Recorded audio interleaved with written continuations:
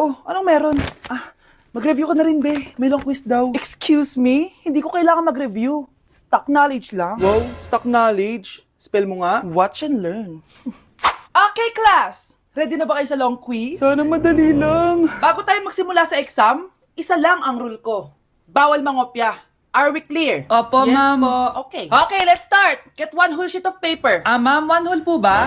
Minus 10 ka na agad. Okay, class. Time's up. Pass your papers. Sana pumasa ako. Nakakalito yung bandang huli.